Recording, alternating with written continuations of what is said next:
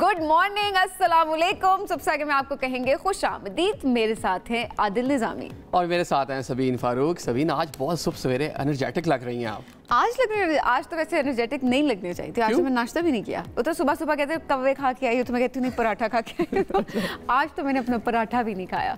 पराठा भी नहीं खाया? क्यों नहीं खाया पराठा? आज इतनी गर्मी हो गई है, गर्मी में कौन पराठे खाता है। वैसे ऑनेस्टली भूख जो है ना वो घर में भी कल बात करी थी और ओवरऑल भी अगर जिससे भी आप पूछो ना वो ये बात कर रहे होते कि भूख खत्म होती जा रही है गर्मी की वजह से। गर्मी में भूख खत्म हो जाती है, पीने को दिल करता है, कोई वाटर इनटेक करता रहे, जूसेस लेता रहे, वैसे खाया कम जाता है। ज्यादातर आदिल ये भी होता है कि पानी लोग ज्यादा पी रहे होते हैं तो पेट आपका फुल ही एक तरह से रह रहा होता है और आप खाना जो है वो कम खा रहे होते हैं। लेकिन ऐसे में होता है ठंडी चीज़ें। गर्मी में से पानी पीना चाहिए, जितना पी सकते हैं पिए, ताकि आपकी वाटर इनटेक अच्छी रहे और आपको डिहाइड्रेट ना हो जाए। कल सोशल मीडिया खबर देख रही थी मैं, शाहरुख खान वो भी हॉस्पिटल एडमिट हुए हैं। उनकी वो जो मीडिया आउटलेट्स थे वो कहते हैं डिहाइड्रेशन हो गई, उनको हीट वेव क्या कहते हैं उसको, पानी की कमी हो गई, पानी डिहाइड्रेशन हो गई थी, सनस्ट्रोक हो गया, हीट वेव लग गई उनको। बिल्कुल शाहरुख खान को भी हो सकता है, लोग सोच रहे होंगे।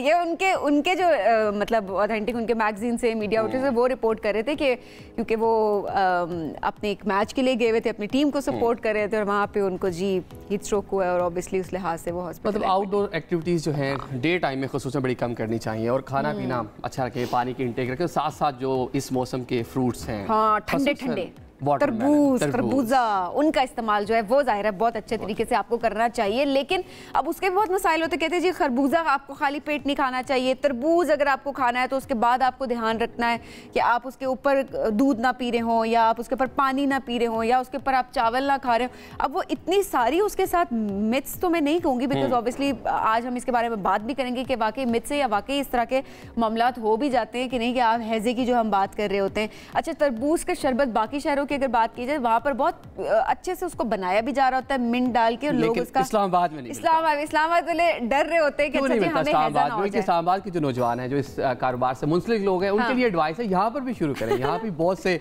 फैन मौजूद हैं, आपके पास आएंगे पीने के लिए, ग्राहक मौजूद है, होने चाहिए। लेकिन बहुत तरबूज और खरबूजे के मामले में अगर देखा जाए, स्पेशली तरबूज के मामले में बहुत सारी चीजें आ रही होती हैं। लेकिन आज आप प्रोग्राम में आगे चल के इस पर बात भी करेंगे कि आखिर क्या मिथ्स हैं इस बारे में और क्या फैक्ट्स हैं इस बारे में, और आप भी हमें कॉल करेंगे उस दौरान और आपके जहन में जो भी क्वेश्चन होंगे वो आप जरूर करें। हाँ, वो टीके लगाने वाली जो बात है कि टीके लगा के उसका कलर और उसकी मिठास को ज्यादा कर दिया जाता है, इस बारे में भी जाहिर है ये सवाल एक हमारे माइंड में भी, और आगे चल के हम इस मामले पर भी प्रोपेगेंडा बहुत ज्यादा हो गया इंजेक्शंस वाला। वो किसान जो है जिसने पूरी फसल उगाई और उसको मार्केट में लेके आया, बड़ा परेशान है। जो सोशल मीडिया पे इस वाले से बहुत सी बहस चल रही है, लोग तरह तरह की वीडियोस बना रहे हैं, व्यूज के लिए। होगा डेफिनेटली 2-4% हो सकता है, लेकिन एक नेचुरल फ्रूट है, आम होता है, आड़ू होता है, पाकिस्तान में मुख्तलिफ फ्रूट्स हैं, बड़ा अच्छा जायका है, दुनिया भर में हमारा जायका मशहूर है। कलर की बात की जाए, स्ट्रॉबेरी की अगर आप बात करें उसका भी तो वो नेचुरल होती है, उसका भी तो कलर लगता ही है। इसमें कुछ इस तरह और भी मामला है कि जो बिफोर टाइम, अगर लेट्स तरबूज के सीजन का अभी आगाज हुआ है, जल्दी उसको मार्केट में लाने के लिए शुरू में जो फ्रूट है महंगा होगा, तो इसलिए इस तरह की चीज़ें शुरू में की जाती है। लेकिन जब कोई भी फ्रूट अपने मौसम के अंदर उसकी रेगुलर फसल आ जाती है या उसकी जो पैदावार शुरू हो जाती है, तो उसमें उसका नेचुरली उसका कलर होता है, नेचुरली जो उसकी मिठास है वो भी आपको मिलेगी। तो जो मुख्तलिफ किस्म की सोशल मीडिया पे इस तरह की कंपेन वगैरह चल रही हैं वो गलत है, अवॉइड करें। बिल्कुल ऐसा ही है। तो आज आगे चल के जरा हम तरबूज पे बात भी करेंगे। अच्छा जी, आगे बढ़ते हैं। और अब जिस तरह तरबूज बात कर रहे हैं कि गर्मी का मौसम है, खाने पीने का दिल नहीं भी कर रहा होता, वैसे में अगर मुल्क के मौसम की अगर बात करें तो वाकई पारा बहुत हाई होना शुरू हो गया है। सूरज जो है वो आग बरसाने लगा है। लाहौर, कराची, इस्लामाबाद, पेशावर में गर्मी की शिद्दत बरकरार है अभी तक। और सिंध और पंजाब की अगर बात की जाए, मैदानी इलाकों में शदीद गर्मी का राज है। और लाहौर, सरगोदा, मुल्तान और साहिवाल में पारा 33 डिग्री तक जा पहुंचा है। फैसलाबाद 34 और बहावलपुर में 35 डिग्री सेंटीग्रेड जो है गर्मी रिकॉर्ड की गई। जैकबाबाद, कंबर और नवाबशाह में पारा 34 तक जा पहुंचा है। और हैदराबाद और सक्कर में 33 डिग्री सेंटीग्रेड टेम्परेचर रिकॉर्ड किया गया। और आज से गर्मी की शिद्दत में मजीद इजाफा इसकी पेशन हुई भी कर दी गई है, क्योंकि आगे 27 मई तक जो है वो पारा ऊपर ही रहेगा और हीट वेव जो है वो बरकरार रहेगी। और जिससे एक जो खतरा जाहिर किया जा रहा है वो कह रहे हैं कि ग्लेशियर फटने का खदशा है। मतलब जो मौसमाती तब्दीली है उसके असरात भी नज़र आ रहे हैं। जिस तरह हम खुद से क्लोरोफ्लोरोकार्बन जो है उसकी रीज़न बन रहे हैं, एयर कंडीशन चलाए हुए हैं हम लोगों ने, चीज़ें चलाई हुई हैं, जो ओजोन की लेयर है उसको मुतासिर कर रहे हैं, जिसकी वजह से जो सनस्ट्रोक और जो सूरज की जो अल्ट्रावायलेट रेज हैं वो डायरेक्टली ज़मीन पर आकर पड़ रही हैं, जो हमें मुतासिर कर रही हैं। बिल्कुल ऐसे 27 तक स्पेशली अपना ख्याल तो ज़ाहिर आपने पूरा सीज़न रखना है। ये गर्मी का जो ड्यूरेशन है वो कम ज़रूर हुआ है, लेकिन उसकी शिद्दत में ज़ाहिर इजाफा हुआ है, उसमें हम कमी नहीं देख रहे पिछले साल की नस्बत। अच्छा ना सिर्फ पाकिस्तान बल्कि पूरी रीजन की बात करें, अभी आज़मीन हज की सादत के लिए सऊदी अरेबिया में मौजूद हैं, तो वहाँ भी सऊदी गवर्नमेंट की जानिब से बताया गया है कि 24 से 29 जून तक वहाँ पर खासी गर्मी रहेगी। आज़मीन हज को कहा गया है कि वो इस हवाले से एहतियात बरतें। इसके साथ साथ जो लब्बैक अल्लाहुम्मा लब्बैक हज सीज़न का बाकायदा तौर पर आगाज़ हो चुका है और गुलाफ़े काबा जो है उसको 3 मीटर ऊपर कर दिया गया है और उस पर सफ़ेद जो कपड़ा है वो वहाँ पर लगा दिया गया है। गुलाफ़े काबा जो इसकी तब्दीली की जो तकरीब है वो हर साल यकम मुहर्रमुल हराम को होती है। दुनिया भर से 35 से 40 लाख आज़मीन हज इस साल हज अदा करेंगे। वकूफ़ अरफा जो है हज का जो बड़ा दिन है वो 15 से 16 जून को होने का इम्कान है। आज़मीन वहाँ पर मौजूद हैं और अब इबादत कर रहे हैं और ज़िंदगी भर लोगों की ख्वाहिश होती है कि एक बार तो ये लाजमी सादत परफॉर्म करने का उनको मौका मिले। मिल जाए तो बस मिल जाए। अल्लाह ने जिसको बुलाना है, जिसका बुलावा है, वो तमाम लोग ज़ाहिर है वहाँ तक पहुँच भी जाएंगे। अल्लाह तमाम लोगों की इबादतें भी कबूल करे और सबको ज़ाहिर है जाने की सादत भी नसीब हो अल्लाह के घर की। बिल्कुल, और साथ में ये हुजाज कराम हैं, पूरी दुनिया पूरे मुसलमान जो हैं दुआएं कर रहे हैं कश्मीरी भाइयों के लिए, फ़लस्तीनी भाइयों के लिए, और दुआएं जो हैं थोड़ी सी हमें लग रहा है कि रंग लाती भी दिखाई दे रही हैं। मसला फ़लस्तीन पर बात कर लें। फ़लस्तीनियों पर इंसानियत सोज मज़ालिम ढाने के बाद इसराइल शदीद तनकीद की ज़द में है। 3 यूरोपीय ममालिक हैं, नॉर्वे है, आयरलैंड है, स्पेन है, जिसने फ़लस्तीन को अलग से रियासत तस्लीम करने का ऐलान कर दिया है। उन्होंने 28 मई को उन्होंने कहा है कि अभी क्योंकि उन्होंने ऐलान कर दिया है, कल की बात की जो तीनों ममालिक का कहना है कि वो 28 मई को बाकायदा तौर पर फ़लस्तीनी रियासत को तस्लीम कर लेंगे। उन्होंने उम्मीद जाहिर की है कि दीगर मगरबी ममालिक भी उनकी पैरवी करेंगे।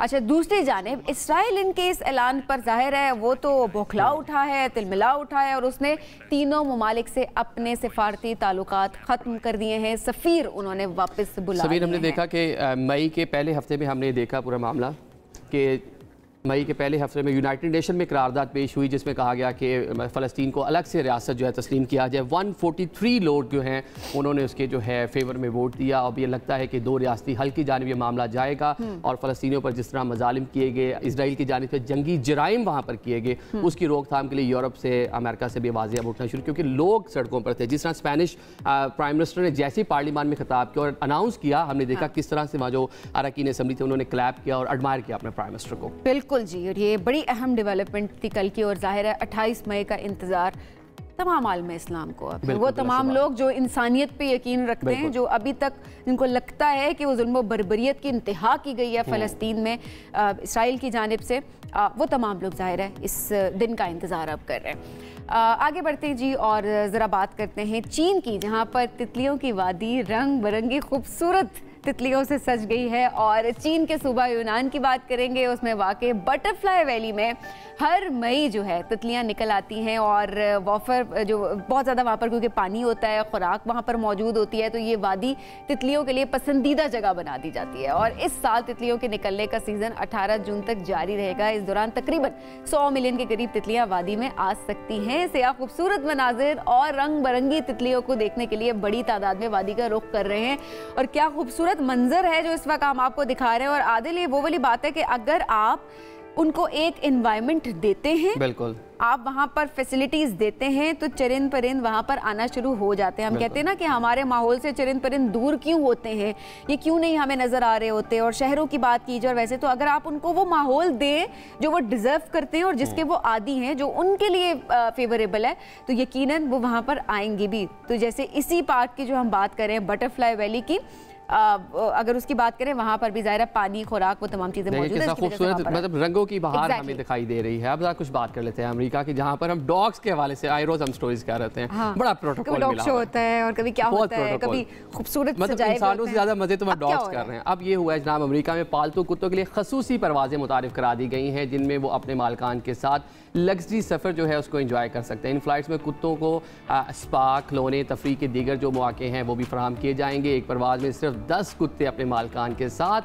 सफ़र कर सकेंगे। बैनुल-अक़वामी फ़्लाइट का किराया 8,000 जबकि मुकामी फ़्लाइट का किराया जो है $6,000 रखा गया। अच्छा, वहाँ पे स्पा की सर्विस भी उनके लिए मौजूद है और इसके अलावा बाकी भी अगर देखा जाता है लवाजमात किए गए जहाँ पर एक तरह से उनका जो एक फ़्लाइट तो ज़रूर है but at the same time एक रिलैक्सिंग एनवायरनमेंट उनको दिया जाएगा। चलें जी, ये एक बड़ी ज़बरदस्ती बात थी। एक और बड़ी ज़बरदस्ती बात है कि हम जो चीज़ें सुनते आ रहे होते हैं अब वो प्रैक्टिकली हमें नज़र आ रही होती है। इस तरह फ्रांस के एक रेस्टोरेंट की बात करें कि वहाँ पर जो जदीद रोबोट ग्राहकों को खाना पेश करने लगा है क्योंकि रेस्टोरेंट के जो मालिक हैं उन्होंने कहा कि भर्ती में मसाइल उनको बहुत ज़्यादा पेश आ रहे थे। उन्होंने जी इसको एडवर्टाइज़ भी किया और उसके बाद उन्होंने इंटरव्यूज़ भी किए, 2 लोगों को रखा भी, लेकिन वो उसके काम पे बहुत ज़्यादा इंस्पायर नहीं हो रहे थे, मुतमईन नहीं हो रहे थे। तो उन्होंने कहा कि उनके मुताबिक उन्होंने रिसर्च की कि क्या किया जाए इस हवाले से, तो जो रोबोट्स थे उन्होंने उनको ख़रीदा और उसके बाद अब वो रोबोट्स जो हैं वो वेटर का काम सर अंजाम दे रहे हैं और वो लोगों को खाना सर्व करें।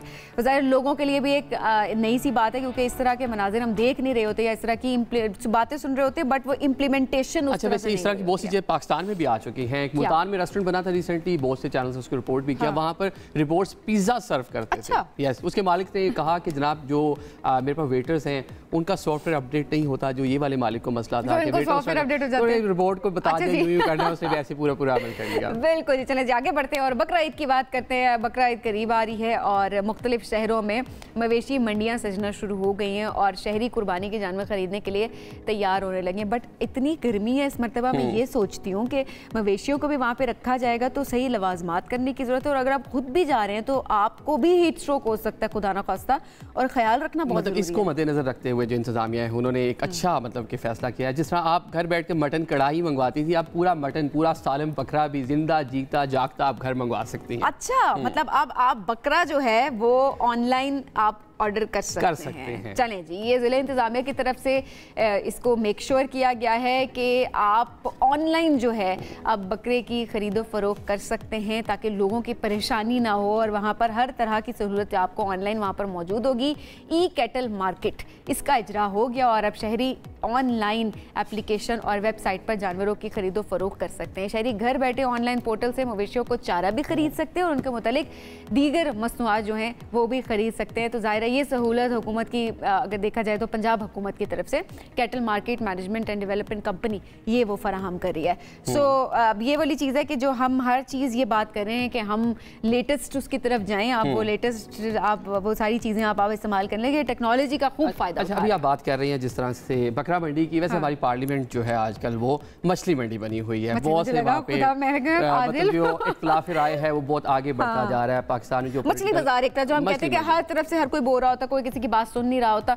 तो ये मंजरनामे जाहिर है बदल रहे हैं सियासी और बहुत ज़्यादा हम उस पर गहमा गहमी देख रहे हैं पाकिस्तानी सियासत में और मेल मिलाप बढ़ रहे हैं अपोजिशन में। हुकूमत तो डायलॉग उस तरह से अपोजिशन के साथ नहीं कर रही, ना अपोजिशन हुकूमत के साथ बात करने के लिए मुलाकात हुई है। जी, मुलाकात हुई है, बड़ी अहम मुलाकात उसको कहा जा रहा है, लेकिन उसका कोई रिजल्ट ऐसे सामने हमें नजर नहीं। मौलाना ने जूम आईनी कल गुफ्तगू की, बाद में उन्होंने कहा कि जनाब हमारे रवाबित हैं, बातचीत हो रही है, हमने कहाँ जाना है इसका भी हम फैसला करेंगे, इन पूरे मामलात में हम बात करेंगे। कुछ देर बाद हमारे साथ ब्रेक के बाद जावेद लतीफ़ साहब होंगे, पाकिस्तान मुस्लिम लीग नून के रहनुमा हैं।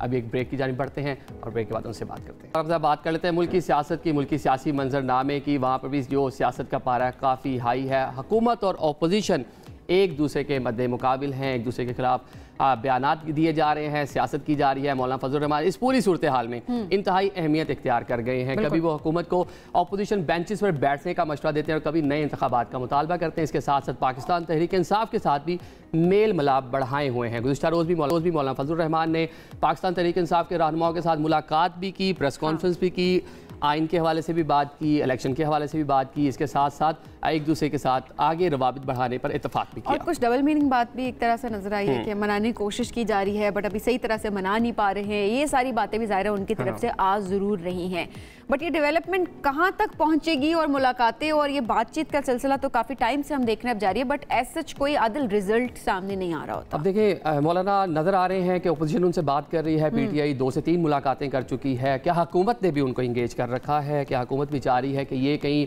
एक इत्तेहाद बनकर कोई पॉलिटिकल मूवमेंट स्टार्ट ना हो जाए? अगर ये होगी तो हुकूमत के लिए कितना मुश्किल होगा। इन तमाम इशूज़ पर बात करते हैं। हमारे हमारे साथ मौजूद हैं पाकिस्तान मुस्लिम सीनियर रहनुमा जावेद लतीफ़ साहब। जावेद साहब, बहुत शुक्रिया टाइम देने के लिए। ये बताइएगा, मौलाना पाकिस्तान तहरीक इंसाफ मुलाकातें हो रही हैं, मौलाना और आप लोग मिलकर 16 माह तक PDM हुकूमत का भी हिस्सा रहे हैं, क्या अभी भी मौलाना से डायलॉग या बैक चैनल कोई बातचीत चल रही है, मना रहे हैं उनको?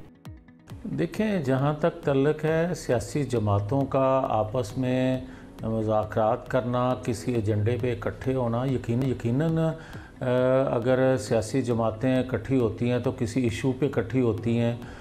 और अगर आज आइनी हदूद व क़यूद में अदारों को रहने के लिए कोई तहरीक होगी या कंसेंसस होगा तो यकीनन इसमें हुकूमत भी हिस्सा डालेगी और हिस्सा होना चाहिए, क्योंकि हम भी पॉलिटिकल एक जमात हैं। कोई कौन कहेगा इससे कि हमें एक आइनी हदूद व क़यूद में रहकर काम नहीं करना चाहिए या रियासती इदारों को नहीं करना चाहिए। हाँ, जहाँ तक तल्लक है किसी के रिहाई के लिए इकट्ठे होना, तो वो मेरा ख़्याल है कि मौलाना फजल रहमान साहब सोच विचार के बाद ही मुझे नहीं लगता कि किसी ऐसे शख्स की रिहाई के लिए इकट्ठे होंगे जो शख्स 9-10 मई का मास्टरमाइंड हो। तो ये चीज़ें सारी बाकी मेल जोल मुलाकातें, एक दूसरे से मिलना सियासी जमातों का काम होता है और होना चाहिए।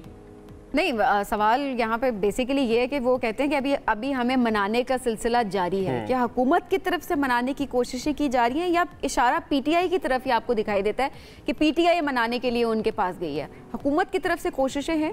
नहीं, देखें बात यह है कि जब किसी के एजेंडे का, किसी के मतालबे का पता चलता है तो देन कोई भी हुकूमत वक्त हो वो डेफिनेट अगेंस्ट करती है सियासी जमातों को, शख्सियात को। तो मौलाना फजल रहमान साहब का सबसे बड़ा 8 फरवरी के बाद जो स्टांस है वो तो यकीनन है कि 8 फरवरी को पिक एंड चूज़ हुआ, 8 फरवरी को फेयर फ्री इलेक्शन नहीं हुआ, ये बात उनकी बुनियादी है। तो मैं समझता हूँ कि दीगर जमातों के अंदर से भी तो यही आवाज़ें सुनने को मिली हर एक को कि पिक एंड चूज़ हुआ है। मैं ख़ुद कहता रहा हूँ और कहता हूँ कि पिक एंड चूज़ हुआ है।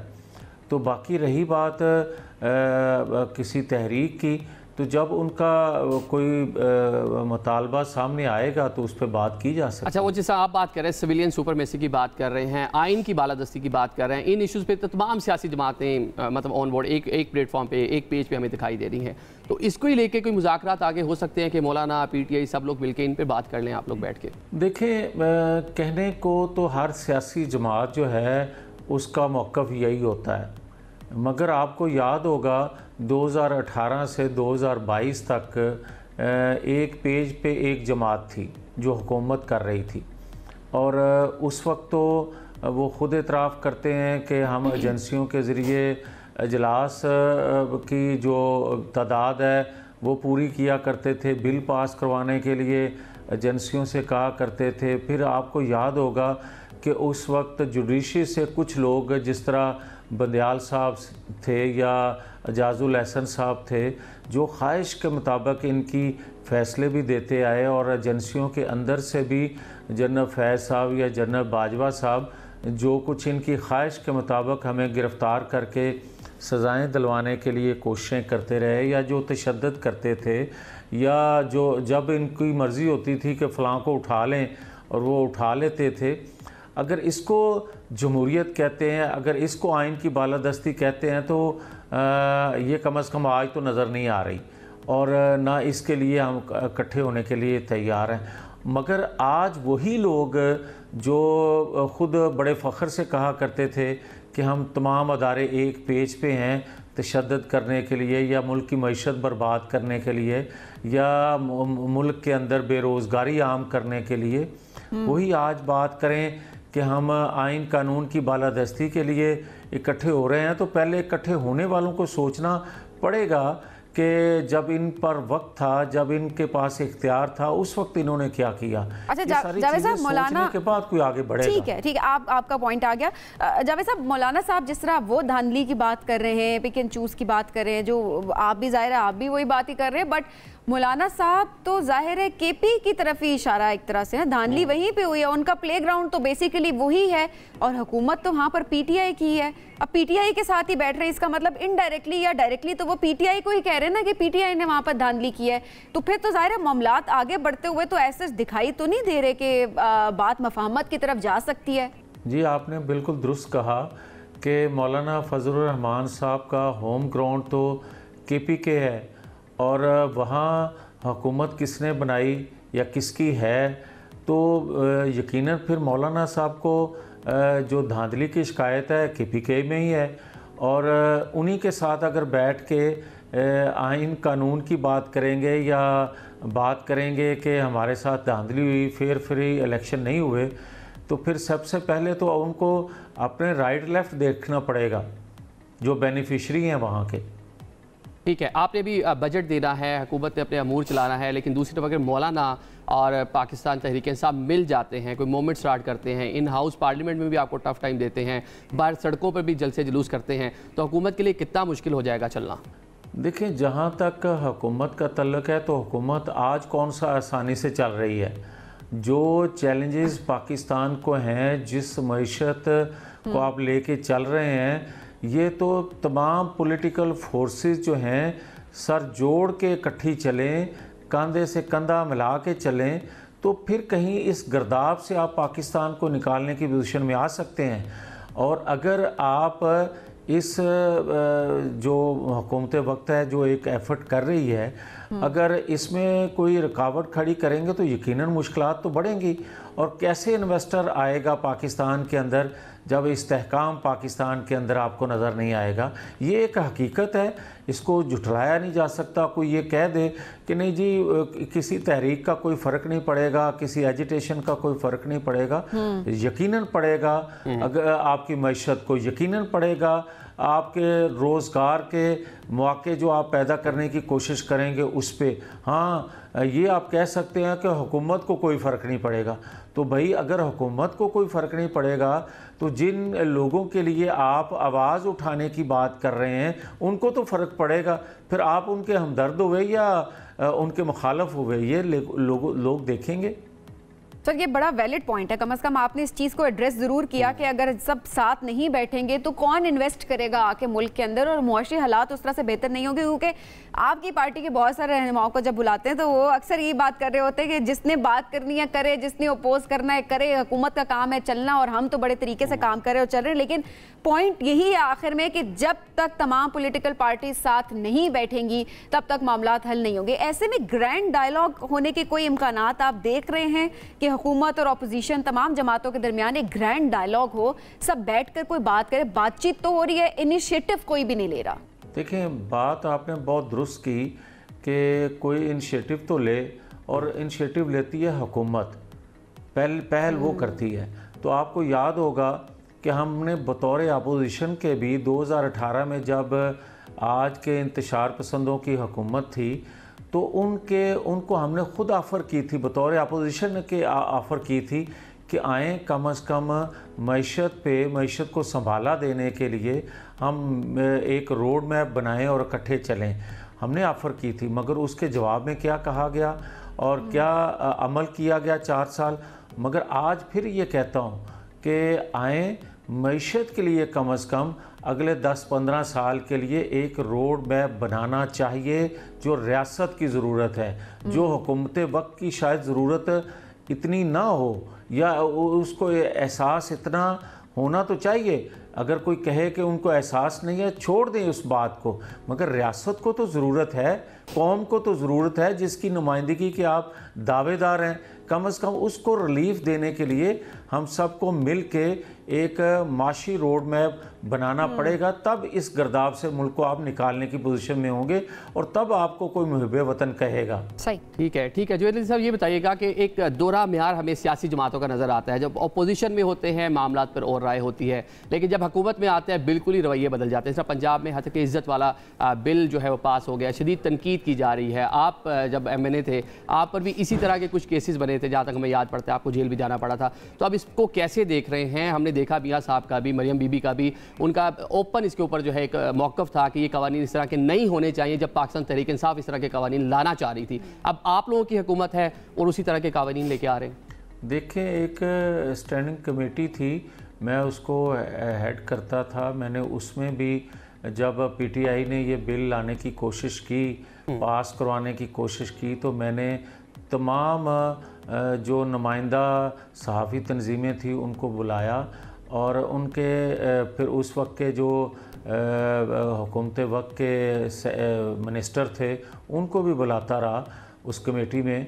तो हमने कंसेंसस से एक मसवदा तैयार किया था।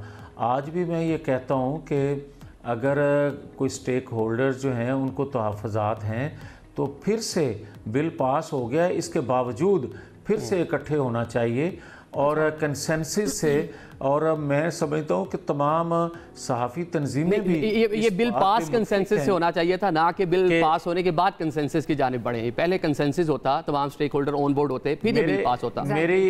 मेरी इतला के मुताबिक वो नेगोशिएट हुई हैं चीज़ें, मगर अगर कोई मुत्तफ़िक नहीं हो सका, बिल पास हो गया है, बिल पास हो गया है तो अब भी कोई क़यामत नहीं आ गई। अब भी मिल के बैठ के इन चीज़ों को ड्रेस करना चाहिए। देखें, सहाफ़ी जो हैं वो भी इसी माशरे का हिस्सा हैं और अरकान असम्बली भी इसी माशरे का हिस्सा हैं। तो सबको मिल के इस पे कोई फैसला करना चाहिए, ना कि अना का मसला बनाना चाहिए। बिल्कुल, freedom of speech and expression की भी अगर बात की जाए तो वो हर किसी का हक भी है और वो आइन ज़ाहिरा आपको इसकी इजाज़त भी देता है। और ऑब्वियसली अगर किसी को, जिस तरह आपने बात की, तहफ़्फ़ुज़ात हैं तो वो दोबारा से इसके लिए जो वो दरख्वास्त कर सकता है। बहुत शुक्रिया जावेद लतीफ़ साहब प्रोग्राम में हमें ज्वाइन करने।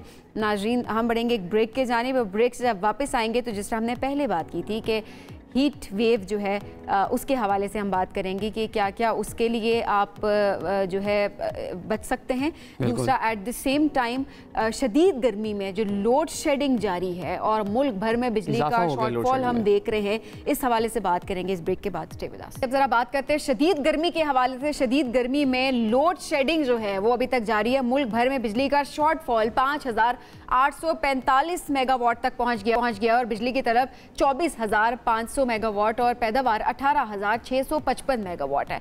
अच्छा, यानी दही इलाकों की अगर बात की जाए उसमें लोड शेडिंग का दौरानिया 6 से 8 घंटे तक पहुंच चुका है और शहरी इलाकों में 4 से 6 घंटे बिजली बंद रहने लगी है। और लाइन लॉसेस की अगर बात की जाए, जो वो वाले जो इलाके हैं उसमें 12 से 14 घंटे की लोड शेडिंग हो रही है। कराची की अगर बात की जाए, वहाँ पर हालात बहुत ज़्यादा ख़राब हैं, क्योंकि कहा जा रहा है कि जितनी डिमांड है उतनी सप्लाई, क्योंकि प्रोडक्शन इतनी नहीं है जितनी के लोग डिमांड कर रहे हैं। साथ साथ लाइन लॉस कैपेसिटी के भी मामला हैं वहाँ पर और लोग एहतजाज भी कर रहे हैं। तमाम इशूज़ पर बात करते हैं। हमारे साथ कराची से हमारे नुमाइंदे मौजूद हैं। आतिफ, बहुत शुक्रिया ज्वाइन करने के लिए। ये बताइएगा कि इस टाइम लोड शेडिंग का दुरानिया कितना है और किन किन इलाकों में इस टाइम लोड शेडिंग की जा रही है? कराची का शुमार मुल्क के सबसे बड़े सनती शहर में होता है और यहाँ पर ये कराची जो है वो मुल्क का वाहिद शहर है जहाँ पर जो बिजली ना सिर्फ पैदा की जाती है बल्कि फ़राहम भी की जाती है। बाकी दीगर पूरे मुल्क के अंदर वापडा बिजली बनाती है और दीगर तकसीमकार कंपनीज जो हैं वो बिजली फ़राहम करती हैं। तो कराची के अंदर जो इस वक्त शॉर्टफॉल है वो तकरीबन 600 से 700 मेगावाट का है और कराची का कोई इलाका ऐसा नहीं है जहाँ पर एलानिया और गैर एलानिया लोड शेडिंग ना हो रही हो। यौमिया अगर हम बात करें तो कल शाम तक कराची के 4 मुकामात ऐसे थे जहाँ पर लोग मजबूरन बाहर निकल कर जो है वो एहतजाज कर रहे थे। हब रिवर रोड से लेकर लाइंस एरिया तक सूरत हाल जो है वो खासी ख़राब नज़र आ रही है। अक्सर इलाकों के अंदर हम ये देख रहे हैं कि जब बिजली नहीं होती तो लोग बाहर निकलते हैं और वो फिर निकल कर सड़कें बंद करते हैं। शाम के औकात के अंदर एक सड़क भी अगर डिस्टर्ब हो जाए तो फिर पूरा शहर का जो ट्रैफिक का निज़ाम है वो बहुत बुरी तरह मुतासर होता है। सरजानी टाउन का इलाका है, लियारी का इलाका है, बल्दिया टाउन का इलाका है, ये बहुत ज़्यादा गुंजान आबाद इलाके हैं। सदर का इलाका है, खारादर का इलाका है, PIB कॉलोनी है।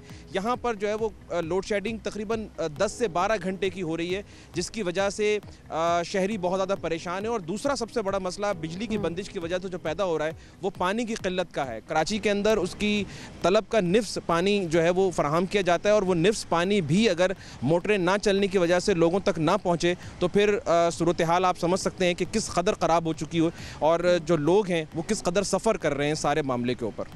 अच्छा, अब आतिफ, ऐसे भी जिस तरह आपने बताया कि लोग घरों से निकल भी आते हैं और वो एहतजाज करना भी शुरू कर देते हैं, और जाहिर है जब आप बता रहे हैं कि 10 से 12 घंटे की लोड शेडिंग अगर होगी 24 घंटों में से, तो ऑब्वियसली इतनी शदीद गर्मी में लोग तो बाहर निकले गुस्से का इजहार भी करेंगे। ऐसे में इंतज़ामिया आपको हरकत में आती हुई दिखाई देती है, या बस ये एक मामूल बन चुका है कि लोग लोड शेडिंग होती है, लोग गुस्से में आते हैं और बस बाहर निकल आते हैं और उसके बाद इंतज़ामिया कुछ नहीं करती? देखें, ये मामला सबीन बड़ा समझने वाला है। कराची की जो टोटल डिमांड है वो तकरीबन 3500 मेगावाट तक पहुंच चुकी है, जो इस वक्त गर्मी का सीज़न चल रहा है, और जो सप्लाई है वो तकरीबन 1700 मेगावाट है, जो कि के इलेक्ट्रिक और उसके IPPs दे रहे हैं। 1200 मेगावाट बिजली जो है वो नेशनल ग्रिड से ली जा रही है। तो तकरीबन 6 से 700 का जो शॉर्टफॉल है वो गैप को पूरा करना के इलेक्ट्रिक के लिए किसी हद तक मुमकिन नज़र नहीं आ रहा है। लेकिन के इलेक्ट्रिक का ये कहना है कि शहर के 70% इलाकों के अंदर वो बिलातातुल बिजली फराम कर रहे हैं, और 30% इलाके ऐसे हैं जहां पर लोड शेडिंग की जाती है, और उसकी वजह जो है वो बताई गई है कि वहां पर जो रिकवरी है, यानी कि जो लाइन लॉसेज हैं और जो उनके बिलों की रिकवरी है वो 80% से कम होती है, जिसकी वजह से होती है। लेकिन यहाँ पर जो असल मसला है वो है इज्तमाई सज़ा का। अगर 1000 घर हैं मिसाल के तौर पर, उनमें से 200 घर लाइन लॉसेज या बिजली की अदम फरामी, बिलों की अदम फरामी की वजह से उनके मसाइल हैं, तो पूरे 1000 घरों की बिजली बंद कर दी जाती है। तो वो स्टार कंज्यूमर जो कि महंगी बिजली पेट काट के या अपनी बचत करके किसी तरह बिल अपना पूरा पे कर रहा है, वो भी लोड शेडिंग बर्दाश्त कर रहा है। आतिफ, इसमें आप एक चीज़ बताइएगा, लोड शेडिंग है वो तकरीबन वो KESC को लेकर तहफ़्फ़ुज़ात का इजहार करती है। नासिर शाह सईद गनी के बयान आपके हमारे सामने हैं। तो जो ये बिल कलेक्शन है, इसमें सिंध गवर्नमेंट उस तरह से मदद नहीं कर पाती, और बाकी KESC का क्या मौक़िफ़ है इस पूरे इशू पर? देखें, जैसे मैंने आपको बताया कि के इलेक्ट्रिक का बार बार ये कहना है कि हम 71% इलाकों के अंदर बिजली बिला तात्तुल फराम कर रहे हैं, और जो लोड शेडिंग है जिन इलाकों के अंदर है वहाँ रिकवरी के मसाइल हैं, अगर वो पूरे हो जाते हैं तो हम वहाँ पर भी बिजली देंगे। लेकिन जो उनकी इंस्टॉल कैपेसिटी है वो तकरीबन 3000 मेगावाट बिजली पैदा करने की है, लेकिन वहाँ पर हम देख रहे हैं कि सिर्फ 1700 मेगावाट बिजली पैदा की जा रही है, और जो नेशनल ग्रिड से 1200 मेगावाट बिजली आती है उसी पर इन्हिसार किया जाता है उमूमी तौर पर। इस गर्मी के मौसम के अंदर भी अगर आप बिलों की रिकवरी को जवाज़ बना के इज्तमाई सज़ा देंगे लोगों को, तो फिर सूरत हाल ख़राब होगी। सिंध हुकूमत के डायरेक्ट अंडर नहीं आती है कि इलेक्ट्रिक, वफाक का जो पावर डिवीज़न है उसके अंडर आती है, और सिंध हुकूमत बार बार ये बात कर रही है। सिंध असम्बली के अंदर भी इस मामले के ऊपर परसों सईद गनी ने एक बहुत ब्लंट बयान दिया, और उन्होंने कहा कि जो के इलेक्ट्रिक के दफातर पर एहतजाज हो रहे हैं तो वहाँ पर एहतजाज ना करें, गालम गलोच ना करें, बल्कि अंदर घुस के उनकी बिजली बंद कर दें, ताकि उनको भी एहसास हो कि 10 घंटे बिजली के बगैर बैठना कहीं पर कितना मुश्किल होता है किसी एक आम शख्स के लिए। तो ये तमाम तर सूरत हाल हमें नज़र आ रही है कराची के अंदर। के इलेक्ट्रिक जो है वो मुसलसल इस बात पर इसरार कर रही है, लेकिन जो डिमांड एंड सप्लाई के आदाद शुमार जो मैंने आपको आपसे पहले कुछ देर पहले बताया कि 3500 मेगावाट की तलब है और 1700 मेगावाट जो है वो के इलेक्ट्रिक पैदा कर रही है, 1200 नेशनल ग्रिड से। इन तमाम आदाद शुमार की तस्दीक कराची इलेक्ट्रिक नहीं कर रही है, और उनका ये कहना है कि हमारी कंपनी पॉलिसी ये है कि ये आदाद शुमार मीडिया के साथ शेयर ना किए जाएं। तो अब यहाँ पर रिकवरी के मामलात या उसको जवाज बनाकर जो लोड शेडिंग की जा रही है उसके अंदर एलानिया लोड शेडिंग भी है और गैर एलानिया लोड शेडिंग भी है। आतिफ, जरा ये भी बताइएगा एलानिया कितनी है? के इलेक्ट्रिक का ये मौक़िफ़ है कि तकरीबन 7 घंटे की लोड शेडिंग या 10 घंटे की लोड शेडिंग जो है वो एलानिया की जा रही है, और जो गैर एलानिया लोड शेडिंग है वो इसके अलावा है। तो मजमूई तौर पर मिल मिलाकर जो है वो 12 से 13 घंटे की एक अमूमी लोड शेडिंग जो है वो कराची के अंदर है, जिसकी वजह से शहरियों को परेशानी का सामना। ये यकीनन एक बहुत ही परेशान कुन सिचुएशन है, बिकॉज ऑब्वियसली अगर देखा जाए कि एलानिया लोड शेडिंग वो 7 से 10 घंटे अगर बता रहे हैं, तो गैर एलानिया तो ज़ाहिर है उससे हैदराबाद में तो 14-14 घंटे लोड शेडिंग, साउथ पंजाब में, बलोचिस्तान में, और ये सिर्फ सिंध का हाल नहीं है जो हम आपको बता रहे हैं। सीएम अली बिन गढ़ापुर जो है वो भी कुछ दिन से वफाकी हुकूमत से बात कर रहे हैं इन्हीं मामलों पे। लोड शेडिंग बहुत ज़्यादा है KPK में, वहाँ भी इस तरह के मसाइल हैं, सिंध में भी इस तरह के मसाइल हम देखने को मिल रहे हैं। तो इस पर मेरे ख्याल से कौमी सतह पर बैठ के कोई कंसेंसस होना चाहिए। ये तो सुनते आ रहे हैं, हो ही ना सफर कौन कर रहा है? हो ही ना जाए, आवाम सफर कर रही है, हर लिहाज से अवामी सफर करती है। खैर आतिफ, बहुत शुक्रिया हमें तफसीलात से आगाह करने के लिए। नाज़रीन, आगे बढ़ेंगे प्रोग्राम में, और अब कुछ बात करते हैं फलों के बादशाह की। ये बताएं, फलों का बादशाह क्या होता है? सबको पता है, बच्चे बच्चे से पूछे, आम है? नहीं, किंग ऑफ फ्रूट्स किसको कहते हैं आपको मालूम नहीं है? किंग ऑफ फ्रूट्स क्या है और कहाँ पाया जाता है? अच्छा। शोएब हमारे साथ इस्लामाबाद में मौजूद हैं, उन्होंने पता चला लिया है। आप हम बचपन से ही सुनते रहे आम फलों का बादशाह, लेकिन शोएब ने पता चलाया है कि फलों का बादशाह किसको कहते हैं। अच्छा। से जानते हैं।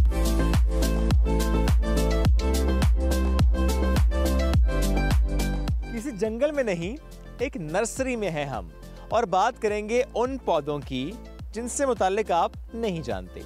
इस्लामाबाद तो बड़ा ग्रीन है, लेकिन कुछ ऐसे पौधे हैं, कुछ ऐसे दरख्त हैं जिनसे मुताल्लिक हम नहीं जानते, कुछ ऐसे फ्रूट्स हैं, कुछ ऐसी वैरायटीज़ हैं जिनसे मुताल्लिक हम नहीं जानते। आज ऐसे ही एक फ्रूट की तलाश में मैं पहुंचा हूं इस नर्सरी में। कहते हैं आम फलों का बादशाह है, लेकिन मैं जिस फल की तलाश में आज आया उसे कहते हैं फ्रूट्स ऑफ किंग या fruits for king.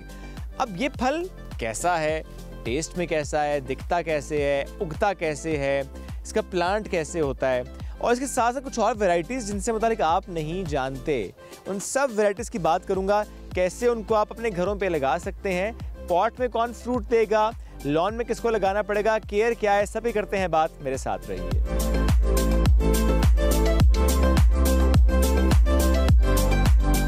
Mohsin Abbas साहब साथ में मौजूद हैं। अस्सलाम वालेकुम। कैसे हैं आप? अल्हम्दुलिल्लाह। मोहसिन भाई, यूँ तो फ्रूट्स फॉर किंग की तलाश में हम आए थे, नाज़रीन को आज हमने दिखाना भी है, लेकिन चूंकि बहुत सी वैरायटी आपके पास होती है, अब मैं जब यहाँ पहुँचा सबसे पहले मैं इस पे आके रुक गया। ये इसका तो फ्लावर इतना प्यारा है। ये this plant is actually passion fruit. Okay. और हमेशा हर पैशन फ्रूट जो है ना वो फ्लावर करता है, और पैशन फ्लावर जो होता है वो ऐसा होता है। इसमें कलर्स बहुत सारे होते हैं और इसमें बहुत अच्छी खुशबू भी होती है। ओके। आप स्मेल कर सकते हैं इसमें। वाओ, बहुत डिफरेंट स्मेल है। जी जी। और यही वो पैशन फ्रूट है जो लोग बहुत पसंद करते हैं। हाइब्रिड फ्रूट है और बहुत टेस्टी होता है। ग्रेट। अच्छा, इसके बाद हमारे पास आ जाते हैं एवोकाडो। आजकल एवोकाडो आपको पता है एक बहुत ट्रेंडिंग प्लांट है, बहुत अच्छा फ्रूट और बहुत एक्सपेंसिव फ्रूट है। ये वाला सबसे स्पेशल वाला है, इसको कहते हैं लॉन्ग नेक एवोकाडो। ओके। कितना बड़ा होता है? ऑलमोस्ट साइज होता है 12 इंचेस और इसमें बहुत ज़्यादा गूदा होता है, इसका सीड बहुत छोटा होता है, और ये हमने बहुत मुश्किल से, मतलब कुछ प्लांट्स हमने अपने लिए बनाए हैं अभी। अच्छा, तो ये देख रहा हूँ कि यहाँ से ये ग्राफ्टिंग हुई है। ये ग्राफ्टेड यहीं पे हुई है। अच्छा, यहीं पे ये हमने खुद ग्राफ्ट किया है। ग्राफ्ट के बगैर मुश्किल है। ग्राफ्ट का पर्पस ये होता है कि अगर किसी भी प्लांट को आप ग्राफ्ट करेंगे तो ग्राफ्ट के बाद उसका फ्रूट जल्दी आने का चांसेस होते हैं। अच्छा, दिस वन ये हमारे पास एक लेमन की नई काइंड है, इसमें तो फ्लावरिंग भी हुई है। और ये देखें, ये हाइब्रिड प्लांट्स की निशानी होती है कि वो छोटे छोटे प्लांट्स जो है फ्लावर स्टार्ट कर देते हैं और फ्रूट्स आ जाते हैं। अब ये भी एक लेमन की काइंड है। इसका जो लीव है वो भी 2 कलर्स का है। ओके। और ये खूबसूरत बहुत होता है, फ्रूट भी लगता है, और बंच पे फ्रूट लगेगा। और बंच इस पे बहुत ज्यादा फ्रूट, जैसे आप देख सकते हैं, ये देखें फ्लावर्स कितने ज्यादा हैं इस पे, और इस पे बहुत ज्यादा फ्रूट आएगा। देन हमारे पास है एक रोज एप्पल। रोज एप्पल एक थाईलैंड का फ्रूट है। ये देखें ना जी, ये तो देखने में इतना खूबसूरत है। इसका कलर डार्क रेड होता है। ओके। और इसके लीव्स भी इसमें ग्रीन शेड में भी आता है और 2 शेड में भी। ये खाना है या तोहफे में देना है? सर ये खाने वाला है। और इसको जब आप खाएंगे तो बिल्कुल पाइनएप्पल जैसा क्रंच होगा और एकदम से आपके मुंह में घुल जाएगा। क्या बात है। इस तरफ आ जाते हैं, इस तरफ आए जी। Star fruit. जी, ये हमारे पास स्टार फ्रूट है। स्टार फ्रूट खैर पाकिस्तान में कुछ काफी सालों से आया हुआ है और अब यहाँ पे बाकायदा इसकी प्रोडक्शन हो रही है और अब आपको बाजार में भी मिलेगा। अच्छा। स्टार फ्रूट भी पाइनएप्पल की तरह क्रंची होता है और बहुत टेस्टी, बड़ी अच्छी इसकी फ्रेग्रेंस होती है। जब आप एसेंस खाते हैं ना तो बहुत अच्छा टेस्ट और एसेंस आती है आपके मुंह से। जबरदस्त। ये हमारे पास एक प्लांट है, इसको कहते हैं पम्पिनो मेलन। पम्पिनो मेलन जी, यानी खरबूजे की किस्म। खरबूजे की किस्म है बिल्कुल। और ये इसी छोटे से प्लांट पे फ्रूट भी आ जाता है और बिल्कुल राउंड टोमेटो की तरह का इसका शेप होता है। और आप अगर इसके टेस्ट पे जाएं तो कुकम्बर खीरा जिसको कहते हैं, तो अगर आप समझेंगे कोई बहुत ही मीठा खीरा हो। ओके। इसमें कुछ लीव्स हैं 2 टोन और कुछ 1 टोन पे। देखिए, इस प्लांट का बोटेनिकल नेम है एलिग्निस। ओके। और इसको यहाँ पे हम कहते हैं सिल्वर बेरी। इस पे एक बेरी लगती है जो बिल्कुल अंगूर की शेप की होती है। अच्छा। और उसका कलर होता है सिल्वर। जब लगती है सिल्वर होता है और जब पकती है तो रेडिश हो जाती है। अच्छा। पक के और टेस्टी भी बहुत होती है। इसको खाया जाता है और ये क्लाइंबर है। ओके। दिस वन ये है जी लिंगन बेरी। ये देखें, इस पे फ्रूट लगा हुआ है। लिंगन बेरी जी, ये भी एक हाइब्रिड प्लांट है और इसके सारा साल इसके लीव्स ग्रीन ही रहते हैं, ये शेड नहीं करता और फ्रूट भी छोटे साइज के पौधे पे आ जाता है। ओके। और इसका फ्रूट पक के बिल्कुल रेड होगा। ओके। और ये आम है? जी, इस पे आते हैं। ये है मैंगो। ये आप देख रहे हैं, इतने छोटे से पौधे पर आम लग गया जी। और ये मैं आपको इसके बारे में बात बताता हूँ, वर्ल्ड फेमस है मियाज़ाकी मैंगो। वो जो बहुत महंगा वाला होता है? सबसे महंगा, जो 5 लाख रुपए केजी एक बिकता है फ्रूट उसका। जापान की वैरायटी है और ये अब हमारे पास प्लांट आपको मोहसिन नर्सरी पे अवेलेबल है। मियाज़ाकी मैंगो, सबसे एक्सपेंसिव मैंगो, पर्पल कलर का। जी, purple colour. You have amazing variety. हमारे पास है पाइनएप्पल का प्लांट। ओह वाओ, ये पाइनएप्पल का प्लांट है। ये ऑर्नामेंटल पर्पस के लिए भी यूज होता है और फ्रूट के लिए भी यूज होता है। क्या बात है। ये सारी वैरायटी तो हमने आपको दिखाई है, लेकिन फ्रूट्स फॉर किंग जिसके लिए हम यहाँ पहुंचे थे उससे मुतालिक बात करने के चलते हैं। हम आगे छुपा के लगाया, उन्होंने आए मेरे साथ।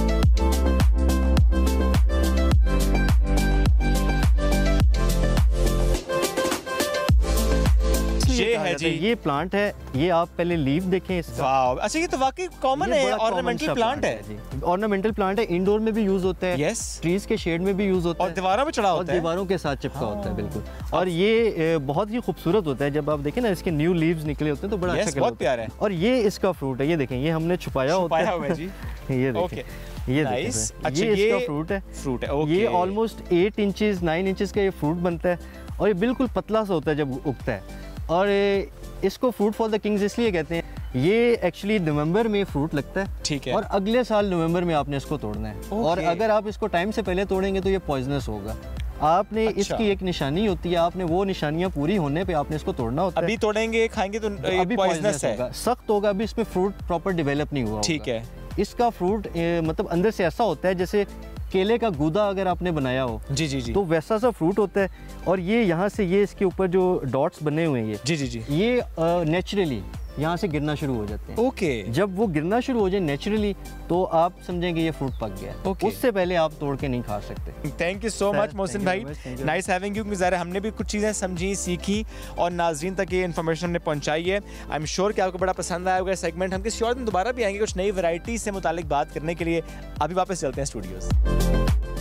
सारे जी बहुत शुक्रिया शुएब, हमें एक नई चीज़ दिखाने के लिए। ऐसे नए नए पौधे होते हैं, नए नए फ्रूट्स होते हैं जिनके बारे में किसी को नहीं पता था, तो आज शुएब ने यहाँ पे बताया कि पैशन फ्रूट क्या होता है। बताया नहीं बल्कि दिखाया भी। नाज़रीन एक ब्रेक की तरफ बढ़ते हैं, स्टे विद अस। पाकिस्तान रंग बिरंगी खूबसूरत सकाफतों का गहवारा है और इन खूबसूरत सकाफतों में जिस चीज़ ने हमेशा जिंदा रखा हुआ है वो है जी ट्रक आर्ट। इस जदीद दौर में भी आपको हर शहर में ट्रक्स पर मुख्तलिफ मकामी सकाफतों का आर्ट हर जगह नजर आएगा।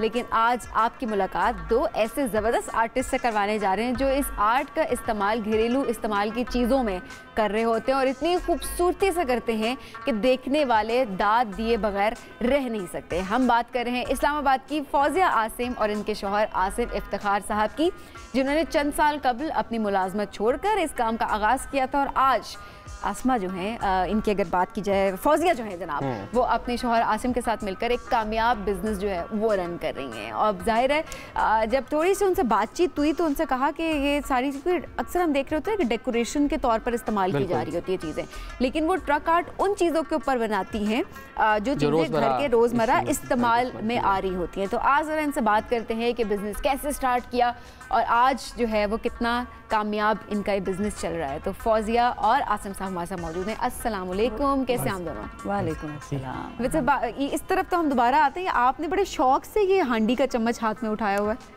वैसे ये किस लिए इस्तेमाल होता है? किस लिए? हांडी बनाने के लिए इस्तेमाल होता है, खाना बनाने के लिए? मल्टीपर्पज का और भी बहुत से इस्तेमाल है, उसमें मैं डिस्कस नहीं कर सकता। आसिम साहब रिलेट कर सकते हैं इसके क्या किस किस काम के लिए इस्तेमाल हो सकता है? खाना पकाना तो इसका एक काम है, बाकी इसको कहाँ यूज़ कर सकते हैं? उनकी मुस्कुराहट बता रही है कहाँ कहाँ इस्तेमाल हो सकता है। वैसे भी माल को पकाते वक्त आपने टेंशन भी नहीं देनी। अब ये इसलिए होता है कि ये वार्निंग का एक साइन होता है कि खबरदार किचन में कोई आया और खबरदार किसी ने डिस्टर्ब किया और खबरदार किसी ने ज्यादा बर्तन गंदे किए या फिर किसी ने खाने में नुक्स निकाला, खबरदार किसी ने कहा खाना अच्छा नहीं बना, गर्मियों में खास तौर पर। ठीक हो गया। अच्छा जी फौजी साहब जरा बताइएगा कैसे बिजनेस को स्टार्ट किया? 3 साल पहले आपने, 4 साल पहले इसको स्टार्ट किया था? अब तो माशाल्लाह 5 साल होने वाला। 5 साल अल्हम्दुलिल्लाह। मैंने कोविड जब स्टार्ट हुआ था तब मैंने इसे स्टार्ट किया था और उस वक्त आई वाज वर्किंग, तो मैं एज एन टीचर काम कर रही थी और माशाल्लाह मेरा 22 साल का एक्सपीरियंस टीचिंग का है। तो ड्यूरिंग जॉब ही मुझे ख्याल आया कि अब रिटायरमेंट के बाद, मेरी रिटायरमेंट के बाद, मेरे हस्बैंड की तो रिटायरमेंट हो गई थी, ही वॉज बैंकर माशाल्लाह, तो मैंने कहा इसको ना किसी काम की तरफ में क्यों ना अपने बिज़नेस की तरफ छोटा सा कुछ शुरू करें। और आपको पता है ज़रा थोड़ा सा बिजनेस स्टार्ट करने में बहुत हेजिटेशन होती है, खासतौर पे जॉब वाले लोग। और स्पेशली ये कोई इन्वेस्टमेंट आपको करनी है और उसके बाद लॉस का एक जो डर होता है वो आपको तो बिजनेस स्टार्ट ही नहीं करना। तो ये बहुत ही छोटे पैमाने पे मैंने शुरू किया था।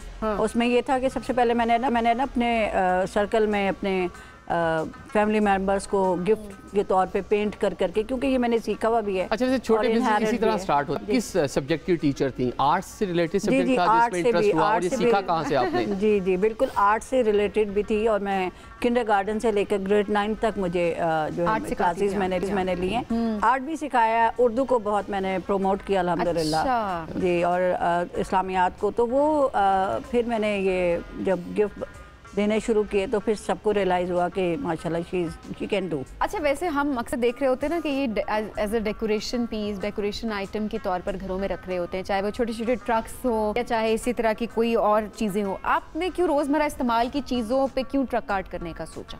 अच्छा, मुझे ना इनके कलर्स, जो हमारे ट्रक आर्ट की जो सकाफत है जो कि पूरी दुनिया में बहुत मशहूर है और पसंद की जाती है, लेकिन वो हमारा सिर्फ एक डेकोरेशन की हद तक है। तो जब मैंने शुरू किया और तो मुझे यही था कि इसको अगर मैंने ट्रक आर्ट की शक्ल में लाना है तो क्यों ना मैं यूजेबल चीज़ों पे लेकर आऊँ, अपने घर में इस्तेमाल होने वाली चीज़ों पर लेकर आऊँ, ताकि हमारे एक तो हमारे बच्चों को इस कल्चर का पता चले। बिल्कुल, क्योंकि बच्चों में हमारे ट्रक आर्ट की कोई सेंस नहीं है, उन्हें पता नहीं है, वो सिर्फ कहते हैं हाँ रंग बिरंगी चीज़ें, कलरफुल चीज़ें हैं। तो एक ट्रक आर्ट को प्रमोट करना, अपनी सकाफत को प्रमोट करना, फिर घर में इस्तेमाल होने वाली ऐसी चीज़ों पे प्रमोट करना कि जो आप इस्तेमाल करें। और आप यकीन करें, मेरे माशाल्लाह ख़वातीन का बहुत रश होता है। अच्छा। और ना सिर्फ ख़वातीन का बल्कि मेल भी बहुत पसंद करते हैं, क्योंकि जाहिर है उन्हें पता है जो चीज़ हम लेके जा रहे हैं इसमें हम इसको सर्व कर सकते हैं अपने मेहमानों के आगे। जिस तरह केटल है, केटल भी यहाँ पे है, टेबल पे हम बहुत सारी चीज़ें भी साथ साथ आपको दिखा भी रहे थे, हम अब दोबारा भी आपको ये दिखा रहे हैं कि जो चाय की प्यालियाँ हैं, ये कप्स, ये रोज़मर्रा इस्तेमाल की चीज़ें। इसके अलावा अगर देखा जाए तो ट्रे है, ट्रे तो बहुत खूबसूरत लग रही होती है अगर ट्रक आर्ट हो, पाकिस्तानी कल्चर, उस पर कोई भी आर्ट बना हुआ हो। केटल है, वो भी हम आपको दिखा रहे हैं, और इसके अलावा हांडी का चम्मच और वाटर बॉटल तक जो है वो उसके ऊपर भी ट्रक आर्ट किया गया है, ताकि कहीं भी आप इसको अगर कैरी कर रहे होते हैं तो आपके हाथ में पाकिस्तान की सकाफत हो। और इसके साथ साथ ये खुद से बड़े प्यारे लग रहे हैं, जो इस वक्त हम आपको दिखा भी रहे हैं, इतनी खूबसूरती से इसके ऊपर डिज़ाइन किया गया है। और वैसे भी लड़कियों को वैसे कलरफुल खुद से बड़े प्यारे लग रहे होते हैं, उसके ऊपर पाकिस्तान की सकाफत हो, अपना आर्ट हो। स्पेशली आप अगर बैरून मुल्क लेकर जाते हैं तो लोग इसकी डिमांड भी कर रहे होते हैं और बहुत ज़्यादा इस बारे में बात भी कर रहे होते हैं। अभी बिजनेस किस तरह से चल रहा है इस पर ज़रूर आएंगे, बट आसिम साहब चलें, बेगम तो आपकी हमेशा से आर्ट से वाबस्ता थी, लोगों बच्चों को भी सिखा रही होती थी स्कूल में, आपने कैसे सीखा? मैं एक्चुअली बहुत क्रिटिक था इनको, काफ़ी मैं इन पर क्रिटिसाइज़ करता, जब बैठी होती कर रही होती थी ना, तो मैं तो रिटायर्ड हुआ हूँ। Actually I work in UAE 28 years in the bank. तो बैंक से जब हम रिटायर हुए तो हम लोग वापस आ गए, ये भी वहीं थे, इन्होंने वहाँ पे भी पढ़ाया है स्कूल में। तो फिर हम आ गए, तो इन्होंने जब ये काम शुरू किया 2020 में, तो जब ये काम करते थे मैं देखता था, बैठता था। फिर मैंने देखा कि यार ये जब ये पेंट करते हैं ना तो सूखता बड़ी देर में है, 2 to 3 डेज लेते हैं इसके। तो मैं ये करता था, मैं कहा अच्छा यार मैं तुम्हें पेंट करना कर दूंगा, बाकी आप खुद ही करती रहो। तो फिर ये मैं पेंट करना मैंने शुरू किया, बेस बनाना, बेस दे देता था बस। फिर बाद में जब अच्छा, इसमें ट्रक आर्ट में कलर्स बहुत मतलब नुमाया होते हैं, लेकिन इसके साथ हम ट्रक के ऊपर मुख्तलिफ तहरीर लिखी देखते हैं, शेर लिखे होते हैं, लोग मुख्तलिफ तरीके से अपने जज्बात का भी इजहार कर देते हैं। आप लोग भी सोचते हैं, जिस तरह वो बता रहे थे कि उर्दू भी पढ़ाती रही, बड़ा इंटरेस्ट रहा, सोचते हैं कि क्या कोई शेर लिखे या क्या इसको लिखते भी हैं, काफ़ी चीज़ों पे लिखा हुआ। कैटल पे सेल हो गई हमारी कैटल, कैटल पे थे मेरी। एक्चुअली लास्ट वीक मेरी एग्जिबिशन थी, तो मैं काफ़ी चीज़ें उसमें, तो उनमें वो कैप्शन, वो बड़े चुटकुले, रंग बिरंगे तस्वीर भी बड़ी जबरदस्त जो है। चुटकुला कौन सा जो सबको बहुत पसंद आता है वो ये होता है, रुलते गए यहाँ पर चस बढ़ गया। ये बहुत पसंद, बहुत सेल हुए हमारे वो। अच्छा, तस्वीर भी देखते हैं हम। एक टाइम पे हमने देखा जो अफवाज पाकिस्तान के शोहदा हैं जिनको निशान हैदर मिला, उनकी तस्वीर रोड्स पर हमें ट्रकों पर दिखाई देती है, मोहतरमा शहीद बेनज़ीर भुट्टो साहिबा और इस तरह की सियासी शख्सियात। तो आप लोग भी इस तरह की तस्वीर भी इस्तेमाल करते हैं अपनी आर्ट में? नहीं, इसमें तस्वीर का ये है कि जो खाने पीने वाली अशिया ना, आपको पता है कि इस्लामिक पॉइंट ऑफ व्यू से हमें नहीं मुनासिब समझते कि हम तस्वीरों वाली चीज़ों में खाएं ना, तो वो लोग प्रेफर नहीं करते उसको। वो मैंने 1-2 में बनाई, फिर मैंने देख लिया कि कस्टमर का माइंड क्या है, तो फिर ज़्यादा ये हमारे जो फ्लावर्स वाले हैं, इस तरह के जो फ्लोरल जो है ना, पेंट जो है वो कौन सा इस्तेमाल करते हैं, ब्रशेस किस? क्योंकि मैं चाहती हूँ कि इस वक्त जो ख़वातीन देख रही हैं, जो लोग आर्ट में अच्छे या जो आर्ट सीखना चाह रहे होते हैं, वो घर बैठे इसको कैसे स्टार्ट कर सकते हैं? ये जितने भी हैं ये एनामल कलर में है।